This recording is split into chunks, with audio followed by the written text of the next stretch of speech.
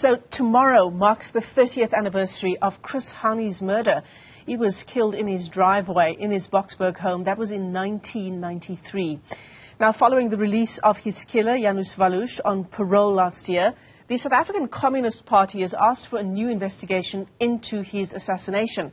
Now, Assistant Editor on Politics and Opinions at News 24, that's Qaanitah Hunter, has penned an opinion piece, and we're going to unpack that for you with Qaanitah, who joins us this morning. It's great to see you, Qaanitah. Thanks very much for coming on. There are so many questions we ask ourselves, right, when we think about previous leaders, not only of the SACP, but previous liberation leaders. But let's focus on the SACP, which is what you've done in this opinion piece. And we do ask ourselves, what would Chris Hani have said about where the SACP is in 2023? Absolutely. I think, the SACP has a time now, 30 years since the passing of Chris Hani, to reflect on what it was ought to be and what it is today.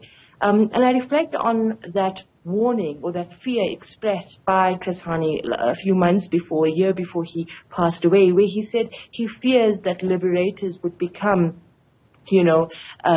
people who would be driven around in Mercedes-Benz and live large in big houses. And I mean, the message is, quite clear that those who fought against apartheid in the liberation struggle would then, now with the onset of democracy, would then use that for their own personal gain. And so it made me think about, where the SACP is, considering that the SACP has been so vocal about getting justice for Chris Hani, and to say, where is the party where it needs to be, or where it ought to have been 30 years after the death of its larger-than-life leader, Chris Hani. And I make the point, Michelle, that what the SACP has become is a elite club of leaders who are in comfortable positions in the state, that every now and again, throw a tantrum, I make the point, of contesting state power, but actually, not realizing the fact that they have enormous power as ministers, as deputy ministers, who are leaders of the South African Communist Party. Yeah, I was about to say that as well. We're sort of a year or so away from the general elections next year. And we're all sort of waiting for the alliance partners to threaten yet again to contest elections alone. But in truth, if they did that, where would they be? I mean, all signs show that the SACP is very far away from the people. Beyond some, strongly worded statements, it's very difficult to find real impact of the South African Communist Party in 2023. This has been diminishing, for the last 10, 15 years, because the SACP was repurposed 10 years ago, and they cannot shy away from this, that it became, a factional lobby within the tripartite alliance for the benefit of then Jacob Zuma. And so what it has struggled to break away from being this elite fractional structure that causes noise within the alliance, and almost strong arms certain things within the ANC-led alliance. And so now, for the last two conferences of the South African Communist Party, at least 3 election cycles, there's been this noise to say the SACP wants to contest elections, they want a reconfigured alliance. The SACP should just do that. If it wants blatant state power, if it wants Solly Mapaila or Bladen Zimandi's face to be on the ballot sheet, then they should contest elections and see. You would recall, Michelle, that in 2016, I would think, they tried their hand at local government in some municipalities. They was successful, or they had some presence in some municipalities, but it didn't go too far. The point is, the SACP was not meant for that. The SACP was meant to be a vanguard of the poor and the working class. And if you have leaders of the Communist Party as Minister of Labour and Employment, of Minister of Investment and Trade, of Minister of Higher Education, of Deputy Minister of the Treasury, one would think that you would already use and leverage the influential positions that these leaders of the Communist Party have to assist and to play that role that the Communist Party envisioned, to be vanguards of the working class and the poor. And so 30 years since the passing of Chris Hani, that word that he expressed, that fear that he expressed about his comrades, about liberators turning into this elite grouping, I think now is a great time for the Communist Party to sit back and say, have we become Chris Hani's greatest fear? Wow. It's uncanny to think that he predicted that this would happen, right? And his words have come to life in such a real and heartbreaking way. Qaanitah, you talk about the SACP and what should be its mandate of being the vanguard of the poor and the working class, right? What better way to do that, to change the situation of poor South Africans, than through education? And Bladen Zumande has held one of the big portfolios in education for over a decade. What has he done since then? And I mean, that's the point, Michelle. A lot of these ministers who are leaders of the Communist Party have been very comfortable in their positions in the executive for a very long time, more than some of their colleagues. Bladen Zumande has been in cabinet, 2009. 2011. Ibrahim Patel has been basically in charge of South Africa's economic policy and investment into this country for the last 14 years.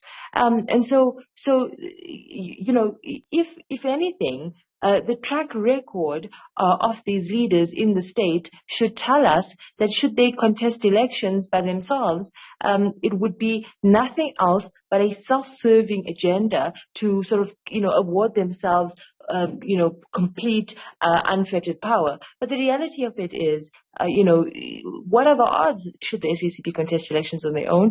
And that is, not much. And the one thing that we have to bear in mind, Michelle, is that like going towards the 2024 elections, that noise was made that, okay, we're going to, maybe we should try our hand, maybe there should be a reconfigured election. The ANC has completely disregarded the noise made by the South African Communist Party because they've realized over the course of over a decade now that it's just noise, and that they actually do not have that broad-based muscle that they claim to have, and that's why decisions can be taken, controversial decisions can be taken around ESCOM, around state of disaster, etc., and even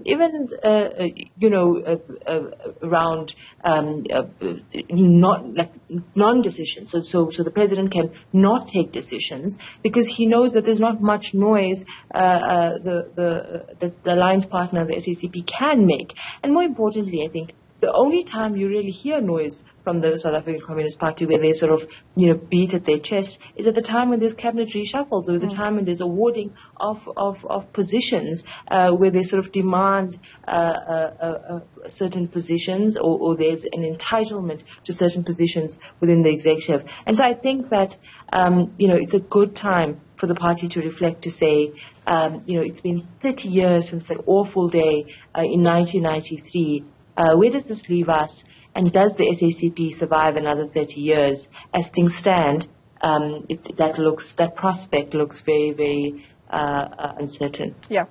In fact, that was my next question to you. How likely do you think that's going to be? That tomorrow, when we go through the same thing we do every year, recalling that day that Chris Hani popped down to the shop for a newspaper, he was gunned down in his driveway. Will we be hearing the same voices saying the same things again and again, or will we see that introspection from the SACP and its leaders that Chris Hani's worst fears have come to life in the worst possible way? Yeah, and the scary thing is that as there's repeated calls for justice, and there ought to be justice, real justice, for the murder of Chris Hani, and obviously the SACP has been at the forefront of that, and every year we commemorate his passing, and we remember, like you said, that morning where he popped off to get a newspaper and was shot in broad daylight by Janusz Walus. I think the important lesson, the moment should provoke lessons for us as a country, and more importantly, as a Communist Party. As a country, Michelle, I think we have to internalize the price of peace in this country, and that what the country could have been on the brink of what was described as civil war in 1993, and so for the Communist Party, for them to become this sort of elite grouping that's become internally obsessed with power and nothing else, they have to take this moment. One would hope that they would take this moment to say, this is not what Chris Hani died for, number one, and number two, his fear is coming to life, and we are complicit in that.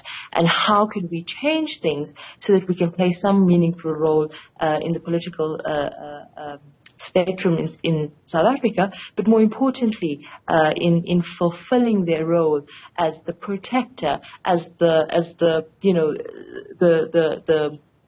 caretaker of the poor and the working class. Yeah, absolutely. And the same is true for so many other leaders who gave their lives, leaders who sacrificed their families, what they would say about where our country is at in 2023. Qaanitah Hunter, let me thank you for your time this morning. Qaanitah is the Assistant Editor on Politics and Opinions at News 24.